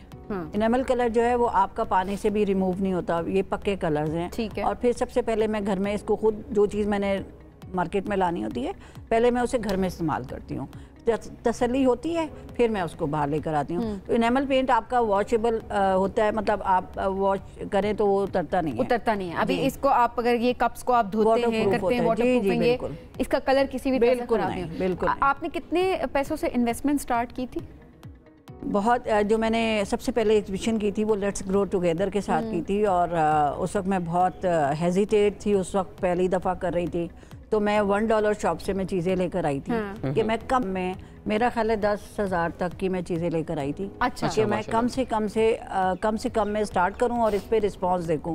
तो वो जो रिस्पांस था उसमें भी लोगों को इतना अच्छा रिस्पांस दिया लोगों ने कि उससे फिर जो है ना, तो अब तो माशाल्लाह आप ऑर्डर्स भी ले रहे हैं। अच्छा, यहाँ पर एक और भी बात बताएं, लोग कस्टमाइज चीज़ें भी बहुत पसंद करते हैं। कोई ऑर्डर्स भी आते हैं कि इस तरह के कलर इस्तेमाल करते हैं, बीच में ये इस तरह का मतलब बेल बूटियाँ बना दें और ये चुटकुला हम डिज़ाइन भी देते हैं, अपने डिज़ाइन देते हैं, अपने कलर्स देते हैं, अपनी जो उनकी चॉइस होती है एज देयर डिमांड, वो सारा कुछ गिफ्ट्स के तौर पर लोग ज़्यादा दे रहे हैं। और ज़्यादा लोग जो है ना, मेरी स्टॉल पे भी जो लोग आते हैं वो भी ज़्यादा अपने जो बाहर रिलेटिव्स हैं उनके लिए वो लेकर जाते हैं, क्योंकि गिफ्ट देने के लिए बेहतर। ज़बरदस्त, क्या बात है। आप ये देखें ज़रा भाई, पाकिस्तान का जी आप कुछ ऐड करना चाह रहे हैं? यूएई अमेरिका तक गया ये सामान, बल्कि अभी भी कल किसी ने बाई किया है सामान, तो वो भी अमेरिका के लिए लेके गए।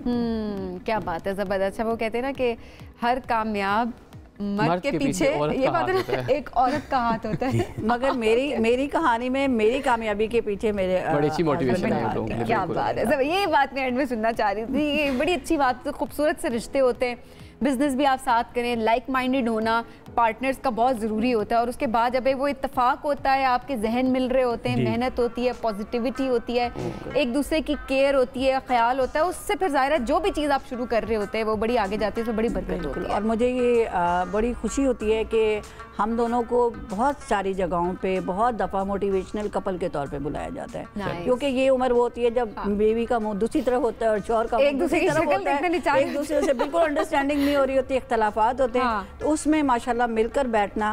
और वो जो हमारा ये बेस देते हैं चीज़ों की, जैसे कि पहले एक बेस होती है, उसके ऊपर तो ज़ाहिर है एक मिसाल आप लोग कायम भी कर रहे हैं और बड़ी पॉजिटिव वाइब्स आप दोनों अच्छा टाइम भी स्पेंड हो रहा है साथ में, अपने खुद से पैसे भी बना रहे हैं, अच्छा टाइम पास कर रहे हैं। बेहतरीन टाइम है, सॉरी आपकी बात काट दी, कि जो हमने जवानी में शायद एक दूसरे को वक्त नहीं दिया, ये ज़ाहिर है अपने बच्चों के कमाने में लगे रहे, बच्चों के लिए मैं पालने में लगे रहे, वो अब हमारा टाइम माशाल्लाह बहुत गोल्डन टाइम है। चलें जी, वेरी नाइस, क्या बात है, बड़ा खूबसूरत आपका काम है। और एक तो चलिए बिजनेस पॉइंट ऑफ व्यू से अपनी जगह पे, आप दोनों की केमिस्ट्री अपनी जगह पे, लेकिन एक चीज़ जो हर पाकिस्तानी को फैसिनेट करी है वो पाकिस्तान का ये ट्रक आर्ट है, पाकिस्तान की सकाफत है जो कि आप बनाती हैं, वो पाकिस्तान के अंदर भी इस्तेमाल होती है, उसको ज़िंदा रखा हुआ है, बल्कि बैरून मुल्क की अगर बात की जाए वहाँ पर भी इन चीज़ों का इस्तेमाल किया जा रहा होता है। बहुत आगे जाएं और माशाल्लाह माशाल्लाह इसी तरह से आप दोनों में की जो केमिस्ट्री है वो और आगे जाए। फौज़ साहब बहुत शुक्रिया प्रोग्राम में ज्वाइन करने के लिए, आसिफ साहब बहुत शुक्रिया, आप लोगों का बहुत शुक्रिया, आप लोगों ने हमें मौका दिया,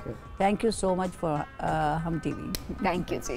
नाज़रीन, हम बढ़ेंगे एक ब्रेक की जानिब, स्टे विद अस। जरा बात करते हैं खेल के मैदान की, और खेल की जब बात हो तो क्रिकेट के हवाले से देखा जाए तो कल का दिन क्रिकेट दीवानों के लिए किसी भी तौर पर अच्छा नहीं रहा, क्योंकि तवील इंतजार के बाद पाकिस्तान और इंग्लैंड के दरमियान पहला T20 मैच बारिश के बायस मंसूख हो गया। इंग्लैंड के शहर लीड्स की बात करें, वहां पर सारा दिन बारिश का सिलसिला जारी रहा और मैच का टॉस तक ना हो सका।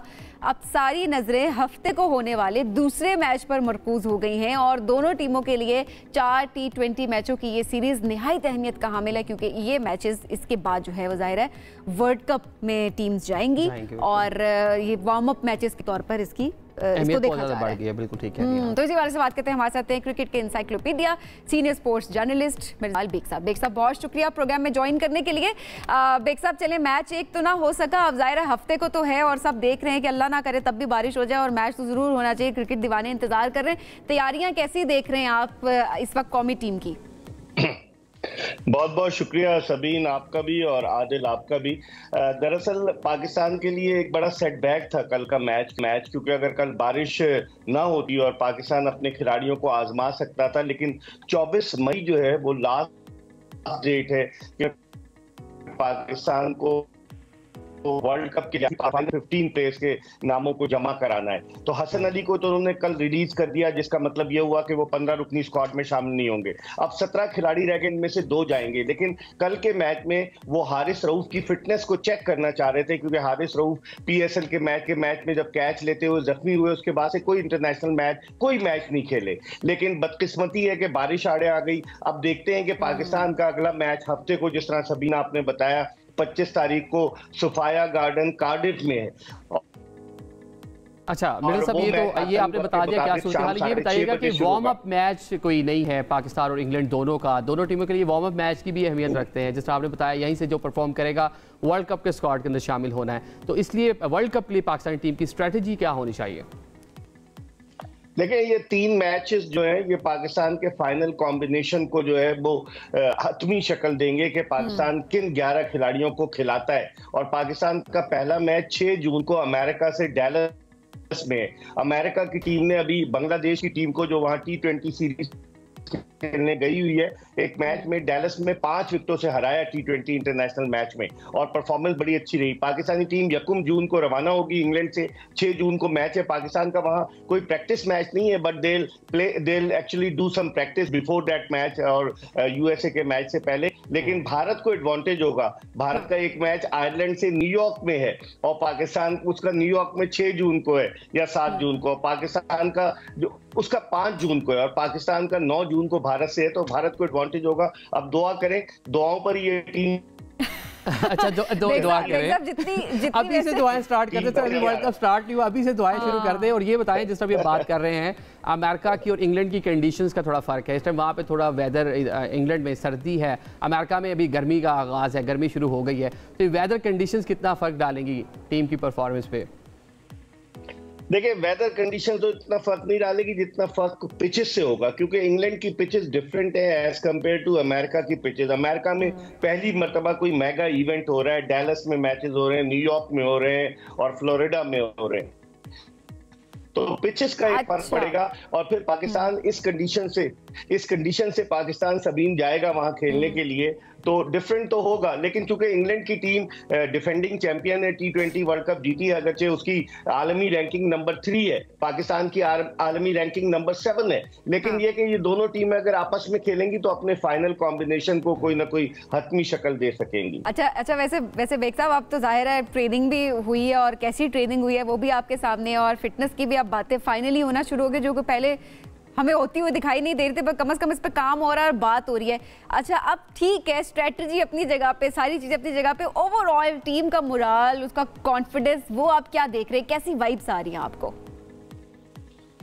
देखिए पाकिस्तान की अनप्रिडिक्टेबल टीम है सबीन, कभी खुशी कभी गम देती है, कभी तो बिल्कुल कमजोर टीमों से हार जाती है आयरलैंड जैसी टीम से, और कभी मजबूत टीमों को हरा देती है। तो पाकिस्तान का कुछ पता नहीं है, लेकिन ये कि पाकिस्तान चूंकि इसका पास रिकॉर्ड बड़ा अच्छा रहा है, 2021 का जो T20 वर्ल्ड कप दुबई में हुआ था उसमें पाकिस्तान सेमीफाइनल में पहुंचा था, ऑस्ट्रेलिया से हारा, और जो 2022 का T20 वर्ल्ड कप उसके फाइनल में पहुंचा पाकिस्तान, इंग्लैंड से हारा। तो पाकिस्तान की टीम का कॉम्बिनेशन जेल कर जाए, क्योंकि 5 आपने ओपनर्स रखे हुए हैं, 5 फास्ट बॉलर्स हैं, स्पिन डिपार्टमेंट आपका कमजोर है, Shadab Khan is out of form, आप अबरार अहमद को खिला नहीं रहे, इमाद वसीम से आप सर्किल में बॉलिंग नहीं करा रहे, तो there are so many concerns about Pakistan cricket team. दुआ करें ये टीम ऐसी है कि ऐसी खुशियां देगी जो 21 जून 2009 को दी थी, याद है आपको, जब श्रीलंका को वर्ल्ड T20 के फाइनल में हराया था, और लोग जो स्वाद के मुतासरीन जो कि कैंप में थे वो पाकिस्तानी झंडा लेकर मैदान में आ गए। तो क्रिकेट यकजा करती है पूरी पाकिस्तानी कौम को, तो दुआ करें, कौम दुआ भी करती है और दुआ के साथ साथ दवा की भी जरूरत है। चलें जी, अब हम जाहिर है हम सब दुआ भी करते हैं कि अभी ये सीरीज भी जीतें, और जाहिर है इसके बाद बहुत अच्छी तैयारियों के साथ जो है वो वर्ल्ड कप में एंटर भी हो जाए। और जाहिर है अनप्रेडिक्टेबल टीम है, लेकिन जाहिर है दुआएं हमेशा काम करेंगी और टीम मेहनत भी बहुत करे। बेग साहब बहुत शुक्रिया प्रोग्राम में वक्त देने के लिए। नाज़रीन हम बढ़ेंगे एक ब्रेक की जानिब, स्टे विद अस। सबीन, आज हम फ्रूट्स के बारे में बात कर रहे हैं, मौसमी फ्रूट्स के हवाले से बात कर रहे हैं, तो मुझे गालिब याद आ जाए। गालिब ने कहा था आम हो, मीठे हो और खूब हो, लेकिन आज हम बात करें तरबूज की। तरबूज हो, मीठा हो, लाल हो, अगर ठंडा हो तो क्या ही बात है। लेकिन अब तरबूज के हवाले से, अब जैसे सुबह भी हम बात कर रहे थे प्रोग्राम के शुरू में कि दिल करता है कि सुबह सुबह पराठे और ये चीज़ें खाने का इतना दिल नहीं कर रहा होता, उसे कुछ ठंडा ठंडा, और मौसमी फ्रूट्स की बात की जाए तो ठंडा फ्रूट जो है वो तरबूज आपके माइंड में आता है। बट ऐसे बहुत सारी चीज़ें हो रही होती हैं कि नहीं, खाली पेट तरबूज नहीं खाना चाहिए। अगर आपने तरबूज सुबह खा लिया तो उसके काफ़ी देर के बाद पानी नहीं पीना चाहिए। अगर तरबूज खा लिया तो उसके बाद चावल नहीं खाने चाहिए, और ऐसी बहुत सारी चीज़ें हमारे माइंड में आ रही होती हैं और ज़ाहिर इर्द गिर्द आप सुन भी रहे होते हैं। इनफैक्ट ऐसी बहुत सारी चीज़ें आपको प्रैक्टिस भी घर में करवाई जा रही होती है अम्मी की तरफ से। पानी पी रहे मतलब मेक श्योर किया जा रहा होता है कि अगर बच्चों का आप तरबूज दे रहे हैं तो उसके बाद आप ना करें। अच्छा, इस्लामाबाद के हवाले से या वैसे भी हम बाकी शहरों के हवाले से बात करें तो तरबूज का शरबत बाकी शहरों में तो बहुत आम है, लेकिन इस्लामाबाद में अगर देखा जाए तो मुझे बड़ा कम दिखाई देता है। डर रहे होते लोग शरबत की बात कर रही हैं, जब तरबूज बच्चे या बड़े खा रहे हो तो ये भी कहा जाता है इसकी क्वांटिटी का भी ख्याल रखें, ज्यादा ना खाएं, वो भी आपको इफेक्ट कर सकता है। लेकिन फिर बहुत सारे लोग ये कहते हैं कि इससे तो पानी होता है, इसमें ऐसी क्या बात है, जितना खाएं उतना 92% पानी होता है। अच्छा, अब ये इतने सारे क्वेश्चंस हमारे माइंड में, जरा आपके माइंड में जरूर होंगे, हमें कॉल भी जरूर करें, कोई सवाल आपके पास है वो आप जरूर पूछें, क्योंकि आज प्रोग्राम में हमारे साथ मौजूद हैं जो हम कहते हैं ना कि जी मैदे के मसाइल भी हो जाते हैं, खाली पेट ना खाएं और ये सारे, तो इन सारे क्वेश्चंस को जो है वो एड्रेस करने के लिए माहिर अमराज मैदा हमारे साथ मौजूद है डॉक्टर उमर। अस्सलाम वालेकुम डॉक्टर साहब, कैसे हैं आप? शुक्र अल्लाह का। अच्छा, जिनके साथ हमें ज्वाइन किया है न्यूट्रिशनिस्ट हैं डॉक्टर ज़ैनब। अस्सलाम वालेकुम, कैसी हैं आप? अल्लाह का शुक्र। अच्छा, सबसे पहले ज़रा मेरा ख्याल है डॉक्टर साहब से शुरू करते हैं कि सुबह सुबह कह रहे होते हैं कि तरबूज अचानक नहीं खाना चाहिए, आपका मैदा खाली होता है और अचानक से आप अगर तरबूज खा लेंगे तो फलां फलां फलां मसाइल हो जाएंगे। अच्छा देखें, सबसे पहले तो किसी भी चीज़ को अगर हम साइड इफ़ेक्ट्स की बात करते हैं तो उसके मैकेनिज्म को समझना चाहिए। तरबूज एक बहुत फ़ायदेमंद फ्रूट है। तरबूज में जिस तरह आपने कहा कि 92% वाटर है, उसके अलावा इसमें फाइबर्स, विटामिन, पोटाशियम, सिट्रलिन वगैरह है। इसके साथ साथ ही जो आपने कहा कि फ़ौरन कुछ खाना नहीं चाहिए, पानी नहीं पीना चाहिए, दूध नहीं पीना चाहिए, वो बेसिकली इनकी एक वर्ड यूज़ करते हैं डॉक्टरी में और मैडम न्यूट्रिशनिस्ट वगैरह में, glycaemic index. Glycaemic index basically वो चीज़ होती है जो बताती है कि इसका कार्बोहाइड्रेट लेवल किस तरह जल्दी टूटेगा और ग्लूकोज को बढ़ाएगा। अच्छा, तो इसलिए कहा जाता है कि एतदाल से खाएं। हाई फाइबर फूड है, इम्यूनिटी बूस्टर है, विटामिन के साथ भरपूर है, तो ऑब्वियसली इसके फ़वाद तो बहुत ज़्यादा है। लेकिन क्योंकि इसके ग्लाइसेमिक इंडेक्स, इसके कार्बोहाइड्रेट ब्रेक डाउन, इसके इंक्रीज ऑफ शुगर से होता क्या है कि जब हम अर्ली मॉर्निंग लेते हैं तो हमारे शुगर लेवल फ्लक्चुएट होते हैं। अच्छा, फिर हमारे 90% लोग जब तरबूज खाते हैं तो वो रुक नहीं सकते, जिस तरह आपने कहा ना थोड़ा खाए तो वो एंड पॉइंट नहीं आता, तो वो फिर खाते जाते हैं खाते जाते हैं। जो डायबिटिक पेशेंट्स हैं, जो शुगर के मरीज हैं, उनके लिए भी मना किया जाता है कि ज़्यादा क्वांटिटी में ना खाएं। हाँ जी, उसके लिए जो बेसिकली गाइडलाइंस हैं वो कहती हैं 100 ग्राम तक वो खा सकते हैं, बिकॉज वही बात है ग्लाइसेमिक इंडेक्स वाली। डायबिटिक पेशेंट्स को हमेशा आपकी ग्लाइसेमिक इंडेक्स देखनी चाहिए। जो लो ग्लाइसेमिक फ्रूट्स हैं लाइक एप्पल, एप्रिकॉट, पीचेस, इस तरह के प्रेफर्ड होते हैं। हाई ग्लाइसेमिक इंडेक्स जिसमें आपने गालिब साहब का शेर बताया, उसमें आम है, आम सरे फहरिस्त है उसमें, तो वो ये तमाम फ्रूट इन्हें एतदाल से खाना चाहिए। मैंगो पे तो काफ़ी लोग कहते हैं खाना ही नहीं चाहिए, लेकिन तरबूज 100 ग्राम तक वो खा सकते हैं। ठीक हो गया, आप ज़रा इसकी अफादियत पे बात करते हैं। डॉक्टर साहब, क्या फ़वाइद हैं, किस टाइम पर आप खाएँ तो ज़्यादा इसका फ़ायदा होता है? वाटरमेलन बेसिकली जैसे डॉक्टर साहब ने जिक्र किया कि हमारे पास 92% इसमें फ्लूइड होता है, और मैं हमेशा अपने पेशेंट को भी एक बात कहती हूँ कि कोई भी फल अगर अल्लाह ताला जिस मौसम में पैदा करता है तो इट मीन्स कि उसकी उसी मौसम में काफ़ी ज़रूरत है। तो अगर हम वाटरमेलन की कंपोजिशन देखें तो उसमें 92% वाटर है, इसके अलावा पोटाशियम है, फाइबर का एक अच्छा कंटेंट है, इसमें शुगर एक अच्छी खासी अमाउंट में मौजूद है। जैसे डॉक्टर साहब ने कहा कि ग्लाइसेमिक इंडेक्स के साथ उसका लिंक है, लेकिन शुगर की एक अच्छी खासी अमाउंट मौजूद है। अब हम जब गर्मियों में बात करते हैं, स्वेटिंग होती है, डिहाइड्रेशन होती है, हम ज़्यादातर डॉक्टर के पास जाते हैं तो वो हमें ORS रिकमेंड करते हैं। तो मैं हमेशा पेशेंट को कहती हूँ कि दिस इज़ नेचुरल ORS जो आपके लिए है। अब कुछ लोगों का जो डिफरेंट मिथ्स, एक मछली के बारे में और एक वाटरमेलन के बारे में, इनके बारे में काफ़ी ज़्यादा मिथ्स हैं। अच्छा, वाटरमेलन के बारे में कि खाली पेट आप ना खाएं या दूध के साथ ना खाएं। देखें, जहाँ तक ग्लाइसेमिक इंडेक्स की बात है, एक और फूड की हमारी कैटेगराइजेशन होती है जिसको हम फूड मैप कहते हैं। अच्छा, अब फूड मैप बेसिकली क्या है? फूड मैप में हम फ्रूट्स को उस तरह कैटेगराइज करते हैं कि कुछ स्पेसिफिक किस्म की शुगर है जो हमारे डाइजेस्टिव सिस्टम में जाके ना इतनी आसानी से हजम नहीं होती। तो जो हजम, जिनमें वो शुगर ज़्यादा है उनको हम हाई फूड मैप में रखते हैं, जिनमें कम है उनको लो फूड मैप में रखते हैं। अब वाटरमेलन बेसिकली हमारे पास हाई फूड मैप में, यानी इसमें वो शुगर मौजूद है जो थोड़ा सा डाइजेशन में प्रॉब्लम करेगा। तो ये कॉन्सेप्ट कि आप नहार मुँह खाएं या इस तरह खाएं या उस तरह खाएं आपको डायरिया हो जाएगा, नहीं। अगर आपका डाइजेस्टिव सिस्टम सेंसिटिव है, ठीक है, आपको मल्टीपल इश्यूज़ जैसे इसको हम IBS भी कहते हैं और बहुत सारे डाइजेस्टिव सिस्टम के मसाइल हो सकते हैं। अगर वो मसले हैं तो आपको वाटरमेलन से इशू होगा, चाहे वो आप खाली पेट खाएंगे। और अगर नॉर्मली एक बंदा परफेक्ट है, मतलब फिजिकली फिट है, ये कोई स्टमक सेंसिटिव नहीं है, ऐसे मसाइल नहीं है, तो वो बहुत आसानी से सुबह खाली पेट ठंडा तरबूज खा सकता है एक खास क्वांटिटी में। उसके फायदे हैं, बिल्कुल खा सकते हैं। और दूसरी बात ये कि इवन अगर आप हाई फूड मैप की भी पेशेंट्स की डाइट की भी बात करते हैं, उसमें ये नहीं है कि वो हमेशा होगा, ठीक है, उसके साथ आपके मल्टीपल कंडीशंस डिपेंड करती है, लेकिन ये है कि वो एक स्पेसिफिक रीज़न है, ठीक है, वो एक स्पेसिफिक वजह है जिसकी वजह से हम कहते हैं कि अगर आप तरबूज के बाद पानी पिएंगे तो आपको डायरिया हो जाएगा, अगर आप तरबूज के बाद दूध पिएंगे तो आपको डायरिया हो जाएगा। तो मतलब वो उस स्पेसिफिक चीज़ के साथ लिंक नहीं है। वो अगर आप खाली भी तरबूज ज़्यादा अमाउंट में लेंगे और या उस सूरत में लेंगे जब आपका डाइजेस्टिव सिस्टम सेंसिटिव है, तो आपको उस सूरत में भी होगा। ठीक हो गया। सो डॉक्टर साहब, अगर आप तरबूज के ऊपर पानी पी लेते हैं तो हैजा नहीं होता? नहीं होता, ये मिथ है, बिल्कुल मिथ है। ठीक है, ठीक है। किसी भी चीज मछली खाने के बाद दूध पी ले तो कुछ नहीं है। हमारे एक बहुत बड़ी मिथ है कि जिस स्किन के प्रॉब्लम्स हो जाते हैं, जैसे फुल बेरी वगैरह कहते हैं, ये तमाम चीजें मिथ्स हैं। मतलब ये मिथ्स बनी हुई है, आप ठीक कह रहे हैं। अच्छा, ये बताइएगा, जिस तरह हैजा है, ये बीमारियां इस सीजन में बहुत ज़्यादा, गैस्ट्रो है, बहुत ज़्यादा आम हो जाती हैं। एक राय पाई जाती है कि पानी बहुत ज़्यादा पिएं गर्मियों के मौसम में अपनी बॉडी को हाइड्रेट रखने के लिए, लेकिन ये भी कहा जाता है ज़्यादा पानी की मिकदार भी जिस्म में मुतासिर कर सकती है आपकी बॉडी को। देखें, आजकल ऑब्वियसली सबसे कॉमन जो प्रॉब्लम है वो डायरिया ही है, और हम डेली बेसिस पे बहुत ज़्यादा पेशेंट्स डायरिया के डील कर रहे हैं। हमारे लोगों को सबसे बड़ा प्रॉब्लम है वाटर इनटेक। एक तो सबसे बड़ी बात है, सुबह उठ के पानी पी लेंगे 1 लीटर और रात को पी लेंगे, बीच में नहीं लेंगे, गैप है। Water should be taken continuously, हर थोड़े थोड़े वक्फे से लेना चाहिए। जो आपने कहा कि जी वाटर ज़्यादा पीने से, यस, पानी अगर हम बहुत ज़्यादा पीते हैं, मतलब कुछ लोग 4-5 लीटर पी लेते हैं, उससे हाइपोनेट्रीमिया होता है, यानी कि सोडियम की कमी होती है। इसलिए मैं अपने पेशेंट्स को हमेशा कहता हूं कि 1.5 लीटर तक अगर आप पानी पिए तो मतलब कि जिस्म से नमकियात ड्रेन हो जाते हैं। ORS वगैरह लें, जिस तरह मैडम ने कहा कि वाटरमेलन नेचुरल ORS है, तो इसलिए अल्लाह ने ये फ्रूट्स को मौसमी बनाया है, क्योंकि इसके अंदर हर चीज़ की एक मिकदार सेट है और वो काम करती है। डायरिया आजकल ऑब्वियसली बहुत कॉमन है, और डायरिया की सबसे बड़ा जो प्रॉब्लम होता है पेशेंट्स को, वो इलेक्ट्रोलाइट इम्बैलेंस होता है जी।